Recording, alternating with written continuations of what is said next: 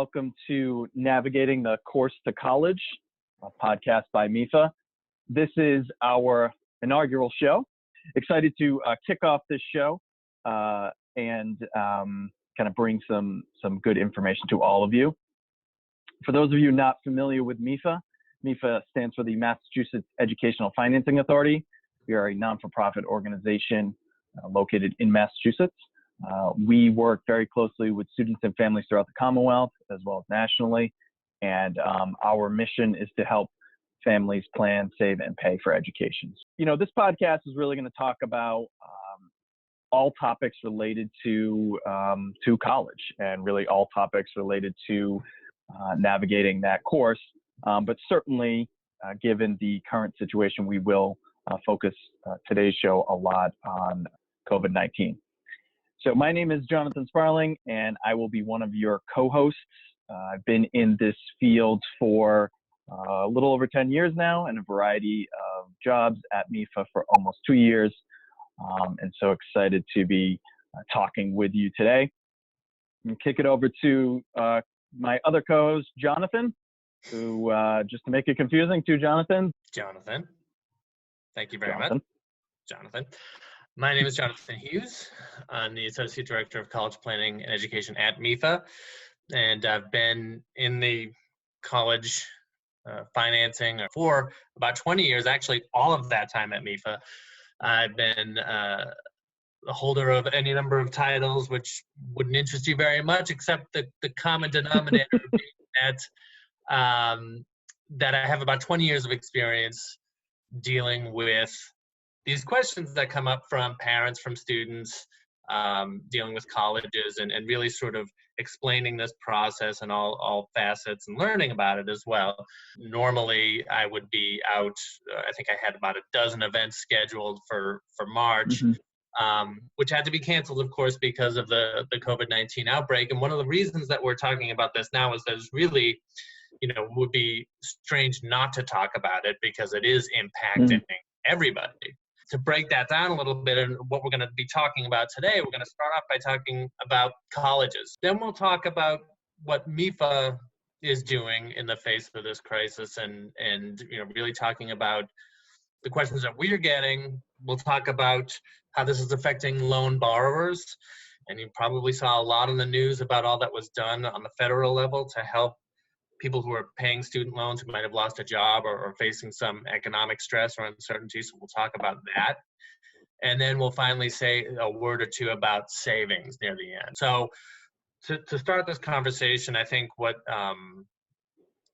is sort of on a lot of people's minds, and I'll ask Jonathan, what are you hearing about how colleges may adapt to this in the future? Certainly, much like a lot of industries, the higher education industry has responded relatively quickly in terms of some major changes to normal processes, both for current students as well as prospective students. So, some of the major things that we're hearing and that we're seeing of current students is that they are, a lot of them are at home. A lot are doing classes remotely. We've heard from a lot of colleges that are planning to stay remote for the rest of the spring semester, through beginning of May, middle of May is when many colleges are out, but even into the summer. And so for students that were looking to take summer classes, a lot of colleges I've spoken to are planning to be remote through the summer. Some are planning to do, their entire summer semesters remotely. If they have one or two sessions, they're going to do them all remote. Some are saying, okay, we're just going to do the first one remote and then see what happens for the second one. So they are planning long-term. And, with that, beyond summer as well. So, and this starts to impact students who are looking to enroll in the fall. So we've heard from colleges that, they're kind of taking this holistic approach and planning for the multiple scenarios. And so many are putting contingency plans in place to say, if we need to stay remote into the fall 2020 semester, could we do it and how would we do it? And what would that look like? Would we continue to just operate as a remote function, have classes remote, not have students come to campus, and deliver classes that way? We've heard that some colleges are thinking about essentially pushing the start of the fall semester into the spring, basically just pushing that, not starting in the fall, and pushing that fall 2020 semester into January 2021. And so, that only works in some scenarios. There's a lot of logistics to figure out in terms of housing, in terms of class schedules, in terms of even accommodating that. So that's kind of floated on the table as well. We've also heard from some other colleges that are, and some colleges do this already, but a lot of colleges operate in a traditional 2-semester format. Sure. Some are exploring ways to basically split the fall semester into 2. And so the first 7 weeks you would take 2 classes, and the second 7 weeks you would take another 2 classes. The idea being that if the COVID-19 response still requires us to be remote, maybe it would only require the colleges to be remote for the first 7 weeks. And so delivery of the courses for the first 7 weeks remote, and then maybe by mid-October, November, they'd be back on campus. So essentially shortening the semester into a quarter system and just focusing on 2 classes instead of a traditional 4 or 5. So in addition to knowing about potentially having a remote semester in the fall, many colleges are pushing up or pushing back their deposit deadline. So traditionally May 1st would be the deadline. Some have pushed to June 1st or even later. And I didn't know anybody got later than June 1st.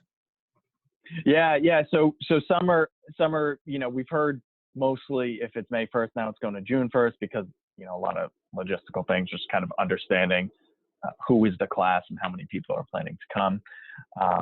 But we are hearing that as well. So, just a lot happening from the college standpoint. And just a question of, are you getting a sense of when these decisions might be made from the colleges? When would they be communicating to families if their kids are starting school in September or in January? Do you have any sense of that? And so because it's such a fluid situation, I think that colleges are cautiously optimistic that they will be able to get back to campus in the fall. A few schools that I've spoken to are looking at kind of an early June, mid-June as we need to make a decision about the fall.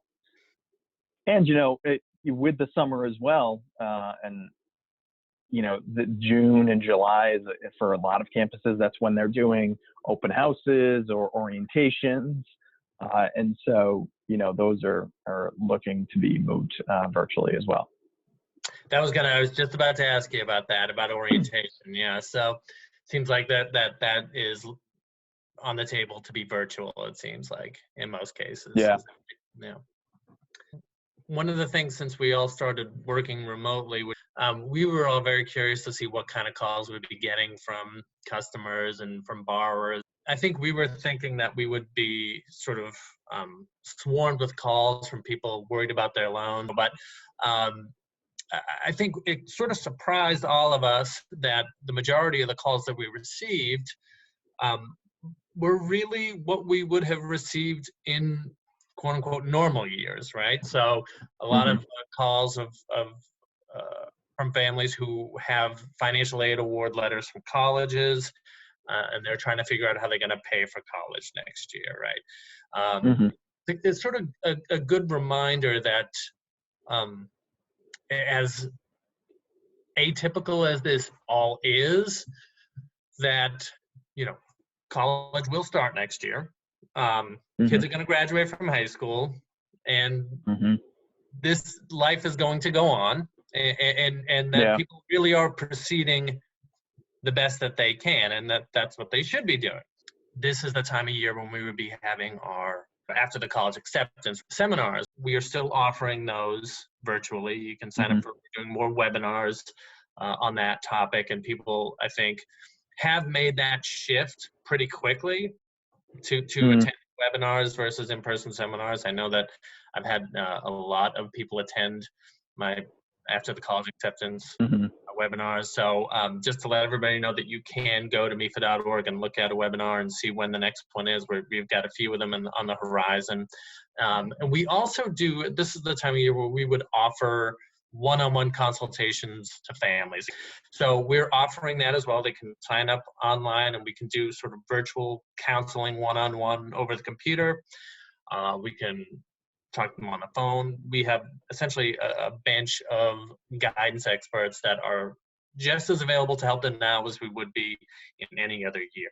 So we as a company are offering all the same services that we would offer in normal years to families, just the method is a little bit different.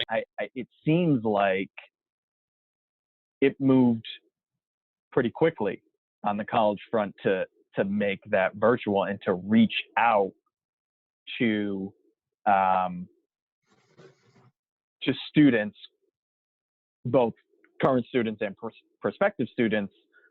My former institution, the college that I graduated from, they reached out to all alumni to put together like personal testimonials and stories that they, about their experience that they hope to, utilize as a reaching out to students. Yeah, and that actually ties into, as you're saying, the 11th graders, right? So the Yeah. folks who need to figure out how they're going to pay for college, just like they would in any other year, are the parents of seniors. Right. If you're a parent of a high school junior or possibly even a sophomore, you're in an earlier point in this process. So you're starting to look at colleges, you're starting to do your college searches, and a big part of that, and we always talk about in our admissions seminars, is the college visit, right? And whenever I talk about it, it's got almost, like I was saying, it's got almost a mythical property to it. Like, right. I hear about students who step on campus and they know right away whether or not they're comfortable with the school. And, you talk about how important that is to go and actually visit a campus that you're interested in. And that's, unfortunately, one thing that students are not able to do right now. And Right. so colleges are using that that workaround, or that virtual workaround, whether they're reaching out to alumni to give testimonials, or to be available to prospective students or anyone who has questions regarding college. Virtual tours.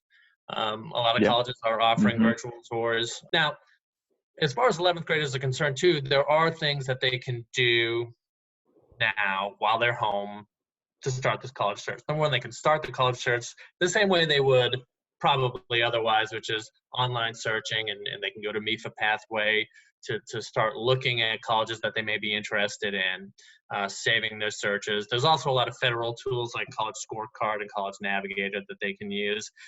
One thing that they can definitely do is to work on their essay while you're in the house and not going out. That's something that you can do. Common App has the 7 or so essay prompts. One other thing I would say too is not really knowing at this point at the time of recording whether or not students are going to go back to school this year. We recommend that juniors ask for letters of recommendation by the end of their junior year, so that their teachers can have the summer to work on them. So you might want to reach out to one of your teachers and start, or one or two of your teachers to ask about possibly writing a letter of recommendation. You can still search for scholarships, right? So local scholarships, contact the guidance office, which you should still be able to do. National scholarships, there are search engines. So MEFA Pathway is a great resource for that. And you can sort of follow us on social. We're always sort of blasting out scholarships that get in touch with us. Another thing I would say too, and this is important, especially if you have some colleges in mind that you want to apply to, keep in touch with the college. I would say that for a 12th grader as well who hasn't heard or has perhaps been waitlisted, and you want to attend this college. Colleges do keep track of all of the contacts that they get from students. because they want to gauge that student's interest. Just keep up that communication. This isn't necessarily a pause in this process. Yeah, people are definitely still working. And so I would say that's the thing. I mean, I think it's easy to sort of get in a mentality that everything is kind of on pause, which it isn't. Mm-hmm. You know, things are still proceeding. So take advantage of that in the best way that you can. I do want to move on briefly to borrowers. So I don't know if you could talk about maybe some of the questions about that in federal loans versus private loans. Mm-hmm.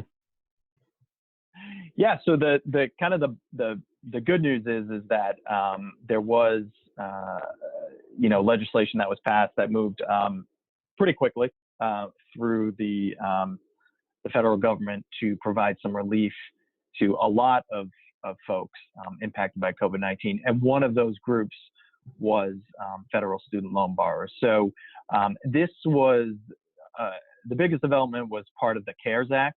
But what the CARES Act did was for any student that has borrowed federal student loans, has borrowed loans or is in repayment on federal student loans, it set the interest rate on those federal student loans to 0%, beginning on March 13th, 2020, and will go through September 30th, 2020. The interest rate will be set at 0, and students will not be required to make any payments.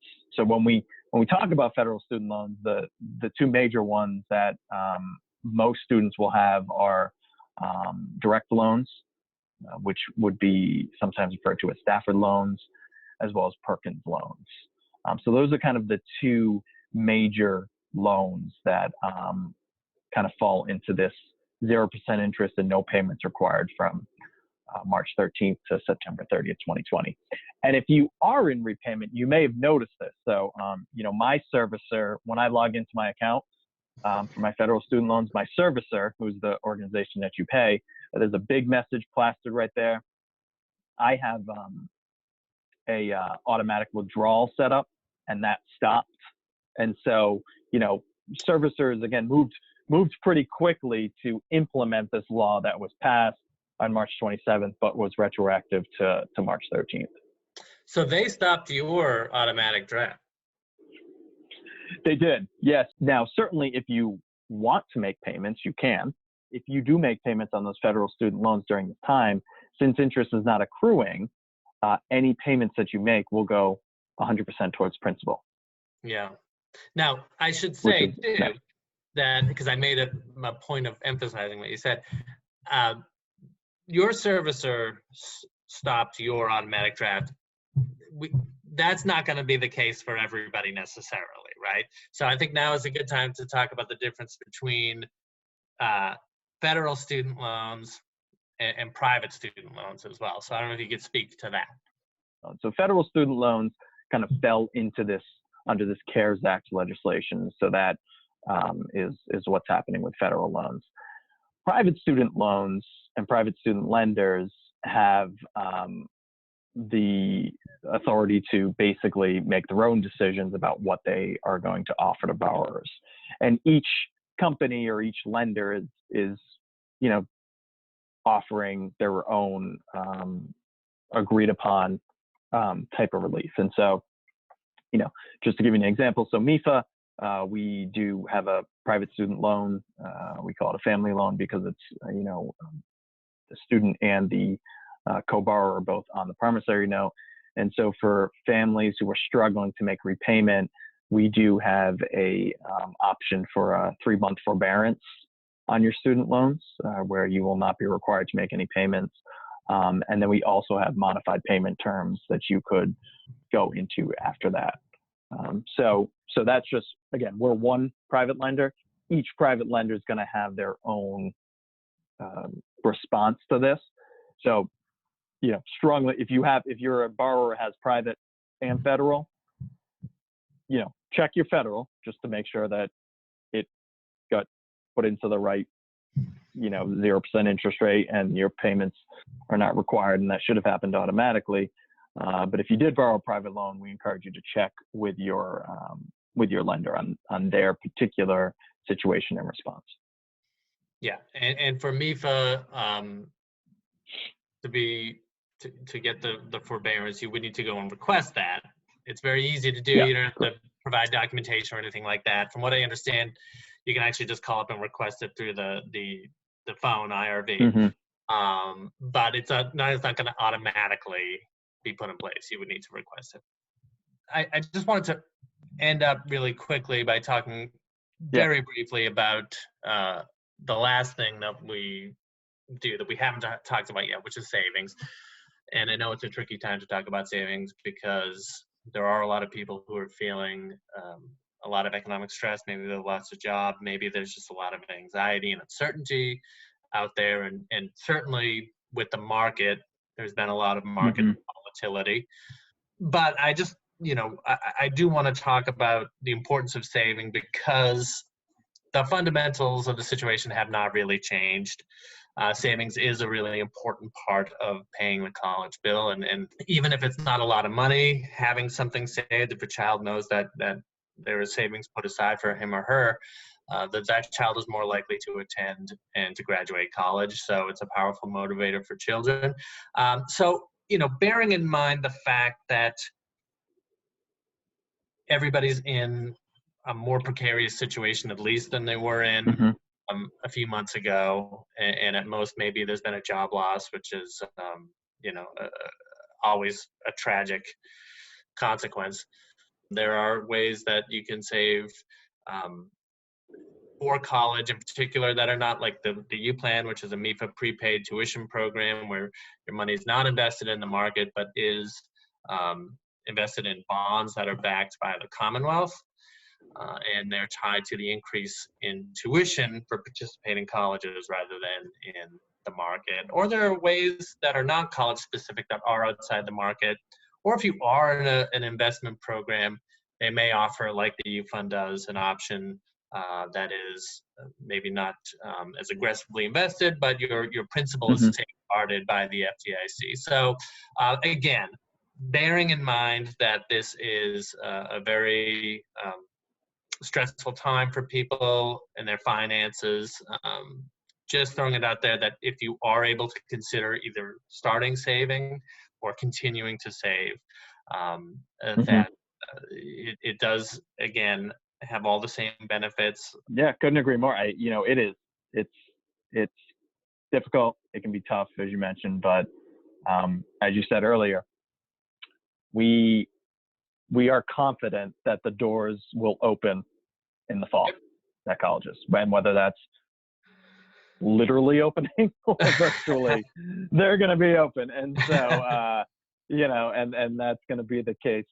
moving forward. So certainly, if you can save, try to do it. So. Yeah, I think that's all great information. And hopefully the next time that we all get together to talk on the MEFA podcast, we'll have some answers to these questions that are yet to be determined now. And we'll be discussing maybe the upcoming fall semester and everyone ready to go to school. So that's all I got. Until next time. Thanks for listening, everyone. Goodbye.